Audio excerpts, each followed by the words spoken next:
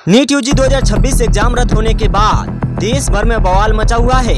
सरकार और परीक्षा कराने वाली जो संस्था है एनटीए, उसकी क्षमता पर लगातार सवाल उठाए जा रहे हैं। इस बीच तमिलनाडु के मुख्यमंत्री जोसेफ विजय ने मेडिकल एंट्रेंस एग्जाम को लेकर एक बयान दिया है। उन्होंने मेडिकल एग्जाम के लिए तमिलनाडु का वही पुराना स्टैंड दोहराया है जो काफी लंबे समय से चला आ रहा है। उन्होंने केंद्र सरकार से रिक्वेस्ट की है कि वो नीट बेस्ड एंट्रेंस एग्जाम का जो प्रोसेस है उसे खत्म करे और राज्यों को 12वीं के नंबरों के आधार पर स्टूडेंट को एडमिशन देने की परमिशन दे। सीएम विजय ने नीट एग्जाम को लेकर एक्स पर एक पोस्ट किया।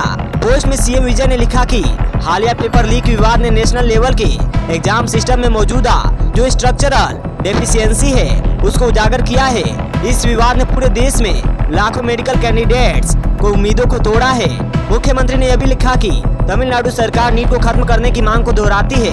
हम राज्यों को 12वीं के अंकों के आधार पर एमबीबीएस, बीडीएस और आयुष जैसे कोर्सेज में स्टेट कोटा के तहत सभी सीटें भरने की अनुमति की मांग फिर से दोहराते हैं। मुख्यमंत्री जोसेफ विजय ने यह भी कहा कि तमिलनाडु की पिछली सरकारों ने भी नीट का शुरुआत से ही विरोध किया है। उनका तर्क है कि यह एग्जाम ग्रामीण इलाकों, सरकारी स्कूलों, तमिल मीडियम से पढ़ाई करने वाले और सामाजिक आर्थिक रूप से पिछड़े परिवारों के स्टूडेंट्स पर असमान रूप से असर डालती है। उन्होंने मांग की कि इस परीक्षा को खत्म कर दिया जाए और राज्यों को 12वीं के जो अंक आते हैं उसके आधार पर मेडिकल सीटों को भरने की अनुमति दी जाए।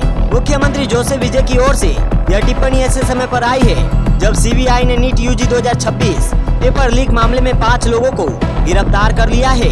देश भर में कई जगहों पर तलाशी अभियान चलाया जा रहा है। साथ ही इसे लेकर पूरे देश में विरोध प्रदर्शन शुरू हो गए हैं। तमाम एजुकेशनिस्ट और विपक्ष जो लगातार हमलावर है और लोग central education minister Dharmendra Pradhan के इस्तीफे की भी मांग कर रहे हैं। हालांकि जो एजुकेशन मिनिस्टर उनकी तरफ से कोई आधिकारिक बयान अभी तक सामने नहीं आया है। जब मीडिया उनसे बात करने की कोशिश कर रही थी तब भी वो बिना कोई रिएक्शन दिए, बिना कोई प्रतिक्रिया दिए वहां से निकल गए थे।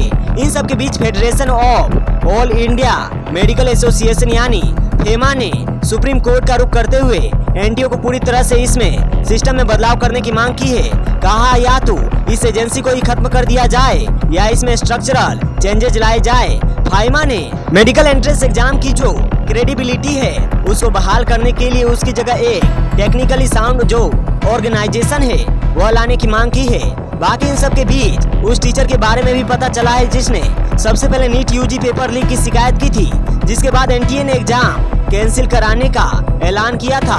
इंडियन एक्सप्रेस में हमजा खान की एक रिपोर्ट छपी है जिसमें राजस्थान के सीकर जिले के उद्योग नगर थाने में जो है 4 मई की रात ये उस रिपोर्ट में बताया गया है कि 4 मई की रात करीब 1:30 बजे इकोनॉमी कोचिंग संस्थान के टीचर कुछ पढ़ने लेकर वहां पहुंचते हैं। टीचर आरोप लगाते हैं कि नीट यूजी 2026 की परीक्षा में गड़बड़ी हुई है और उनके पास कथित तौर पर गैस पेपर मौजूद है। हालांकि जो एसएचओ है उस थाने के राजेश कुमार, उन्होंने ये क्लेम किया है कि उनकी बात हमने सुनी थी और लिखित शिकायत देने को कहा था, लेकिन वो टीचर वहां से चले गए थे। बताया गया कि टीचर ने पहले कुछ पत्रकारों से भी संपर्क किया था मगर किसी ने उनके आरोपों को गंभीरता से नहीं लिया था। घबराए टीचर जो है बाद में कोचिंग सेंटर के जो मालिक है उनसे बात की और 7 मई को एनटीए को एक मेल किया था। शिकायत में उन्होंने कहा कि वो फोरेंसिक जांच के लिए तैयार है, अपना मोबाइल फोन भी देने को तैयार है।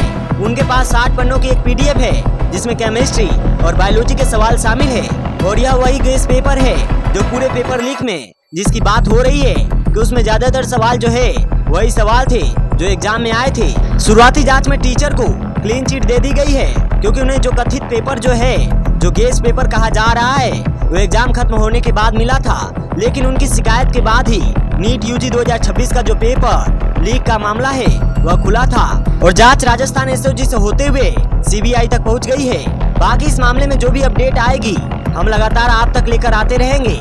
आपकी इस पर जो भी राय है वो आप हमें कमेंट सेक्शन में जरूर बता सकते हैं। आपके लिए तमाम जानकारी लेकर आए थे। कैसा लगा आपको कमेंट सेक्शन में जरूर बताइएगा। मेरा नाम है वीके सिंह। देखते रहिए डिजिटली टॉक्स इंडिया। जय हिंद, जय भारत।